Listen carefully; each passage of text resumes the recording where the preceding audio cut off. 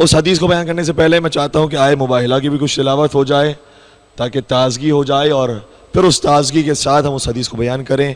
ارشاد ہوتا ہے بسم اللہ الرحمن الرحیم فمن حاجک فیہ من بعد ما جاءک من العلم فقل تعالوا ندعو ابناءنا وابناءکم ونساءنا ونساءکم وانفسنا وانفسکم ثم نبتہل فنجعل لعنت اللہ علی الکاذبین، کہ جب یالی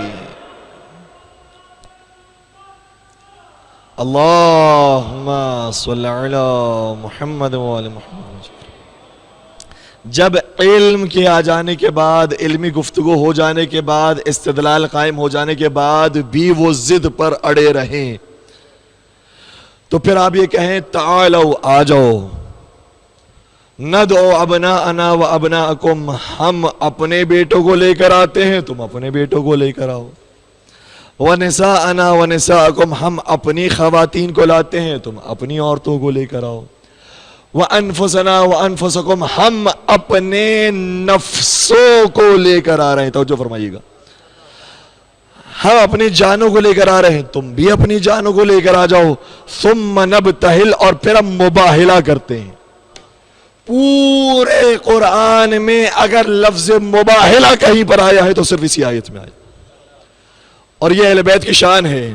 اہل بیت کی شان یہ ہے کہ پورے قرآن میں اگر کوثر کہیں پر آیا ہے تو حضرت زہرا کے لیے، پورے قرآن میں اگر یطہرکم تطہیرا آیا ہے تو صرف اہل بیت کے لیے آیا، اور پورے قرآن میں اگر لفظ مباہلہ آیا ہے تو یہی آئے مباہلہ میں آیا ہے۔ جس طرح سے اہل بیت منفرد ہیں اسی طریقے سے ان کی آیتیں بھی منفرد ہیں۔ ہم مباہلہ کریں گے، مباہلہ میں کیا ہوگا؟ جھوٹوں پر اللہ کی لعنت بھیجیں گے، تو جو جھوٹوں کے مقابلے پر آئے گا اسی کو سچا کہا جاتا ہے، اور عربی میں سچے ہی کو صدیق اور صدیقہ کہا جاتا ہے۔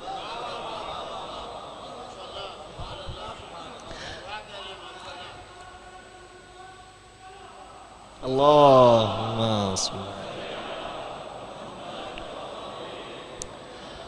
اب کہیں اور جانے کی ضرورت نہیں ہے، کہیں اور تلاش کرنے کی ضرورت نہیں ہے، اسی میدان میں صدیق بھی ملیں گے، صدیقہ بھی ملیں گی۔ جب یہ آیت نازل ہوئی تو اس آیت کی تفسیر میں، تفسیر کبیر میں امام فخر الدین رازی نے کچھ احتمالات لکھے ہیں کہ یہاں نفس رسول سے مراد کیا ہے۔ کیا نفس رسول سے مراد مرد ہونا ہے یا نہیں؟ نفس سے مراد جان ہونا ہے، نفس سے مراد عین رسول، شبیہ رسول، آئین رسول، یہ مراد ہے۔ تو اس مراد کی تقویت کے لیے اور تائید کے لیے ایک حدیث پیش کرتے ہیں، اور کہتے ہیں یہ حدیث میرے علم کے اندر نہیں تھی، ایک اور عالم نے اسے بیان کیا ہے اور مجھے صحیح معلوم ہوتی ہے۔ محمود حمصی نے اسے روایت کیا ہے، اور میں بھی اسی استدلال کو قائم کر رہا ہوں۔ امام فخر الدین رازی نے اس حدیث کو لکھا ہے، اور یہ بھی نہیں کہا کہ یہ حدیث جھوٹی ہے یا اس حدیث کو میں رد کرتا ہوں، اس استدلال کو میں نہیں مانتا ہوں، اور علی کو نفس رسول نہیں مانتا ہوں، یہ بھی نہیں لکھا ہے۔ اس کا مطلب یہ ہوا کہ خود امام فخر الدین رازی علی کو نفس رسول بھی مانتے ہیں۔ کون سی حدیث بیان کی؟ وہ حدیث آپ سب کے اذہان عالیہ کے اندر ہوگی، لیکن میں لفظ با لفظ اسی کتاب سے بیان کر رہا ہوں کسی خیانت کے بغیر۔ کہتے ہیں کہ نبی اکرم نے شاہ فرمایا من اراد ان یرا آدم فی علمہ ونوحا فی طاعتہ وابراہیم فی خلتہ وموسیٰ فی ہیبتہ وعیسیٰ فی صفتہ فلینظر الی علی بن ابی طالب رضی اللہ عنہ۔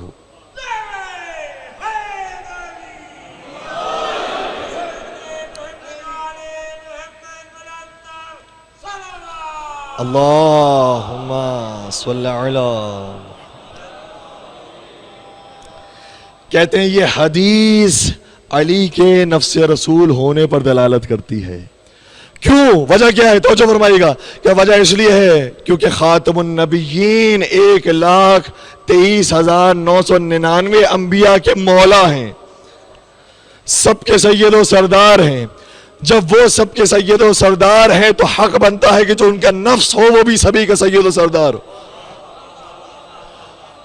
اور وہ سب کا سید و سردار اسی وقت ہو سکتے گا جب اسی کے اندر آدم کی شان بھی نظر آئے، نوح کی شان بھی نظر آئے، ابراہیم کی شان بھی نظر آئے، موسیٰ کی شان بھی نظر آئے، عیسیٰ کی شان بھی نظر آئے، جب 1,23,999 انبیاء کی شان ایک ہستی میں نظر آئے، سمجھ جانا وہ ہستی وہی ہے جو خاتم الانبیاء کا نفس ہونے کے مقام پر ہے۔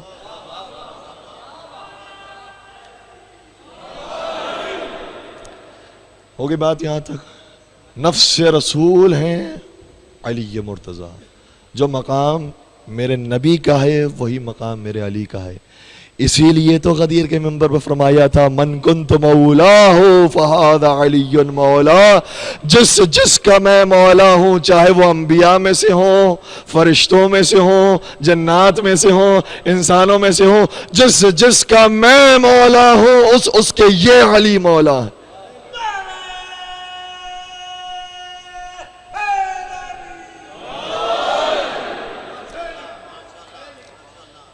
جب میں نے اس روایت کو بیان کیا تو یقیناً نوجوانوں کی بھی توجہ ہوگی اس پر کہ آخر میں انہوں نے کیا لکھا؟